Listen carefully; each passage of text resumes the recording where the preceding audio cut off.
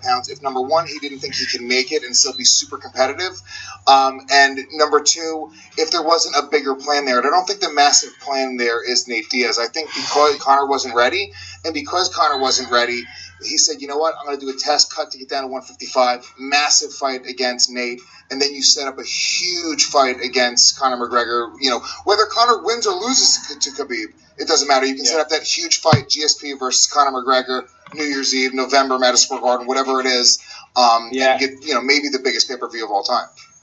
I like that, actually, Lewis. That's actually smart thinking because, as you say, he probably wants to make 155 first before fighting somebody like Conor. Even though Nate beat Conor once and the second fight was super close, you still got to think that Conor's the tougher matchup. Stylistically, yeah, I just think GSP, you know, and as you said, massive respect for Nick and Nate Diaz. I'm big fans of them. I like the way they carry themselves. I like watching them fight. They always bring it each and every time. But I'm just talking stylistically, skill-wise, skill sets. Yeah, GSP beats him all day. He's more explosive. He's stronger. He's got fantastic wrestling. Jiu-jitsu-wise, he can match Diaz. And he's better on the feet. He's a better athlete. The only thing that Diaz has is he's got more of that real fighting grit. But GSP's always done well against that anyway. Again, that was Louis Gomez and Michael Bisping. I just realized what Conor McGregor is to the UFC. He's a John Cena-like character. He's a Dwayne Johnson for the UFC.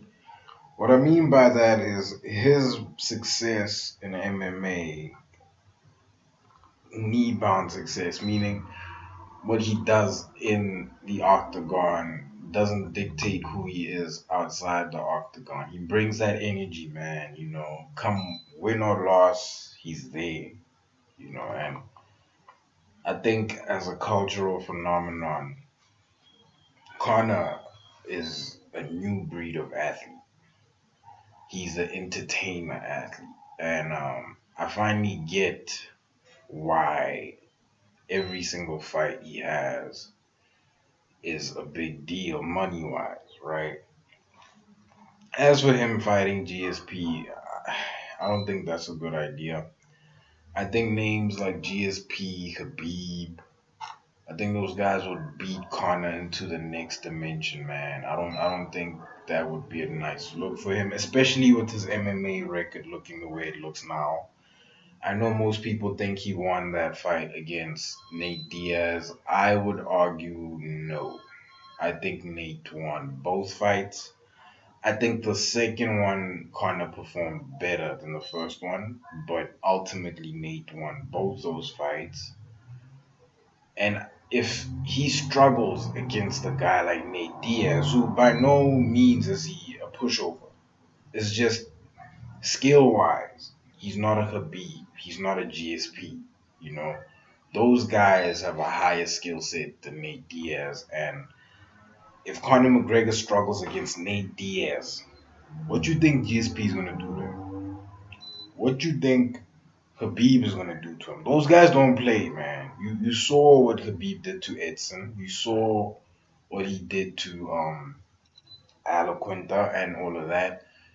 Despite the fact that Al didn't win a round, he didn't come out with a lot of damage. Let me put it like this. Khabib's easiest fight, Khabib's worst performance was still a dominant performance. He won every single round. He beat the dude decisively. 5 rounds out of nothing. He won every single round, you know. I don't see Conor McGregor doing well against those guys. But if the UFC plans to make this GSP fight by the end of this year, this could be the beginning or the end of Conor McGregor in MMA, man. I don't see him winning the GSP fight. Definitely don't see him winning the Khabib fight. Yeah, some people were talking about Khabib striking. Listen, man, Khabib is still training. He's still at AKA.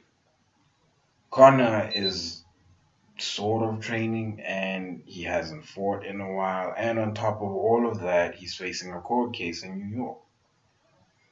This doesn't end well for him, man. But let me know what you guys think. Like, comment, subscribe, and I'm out.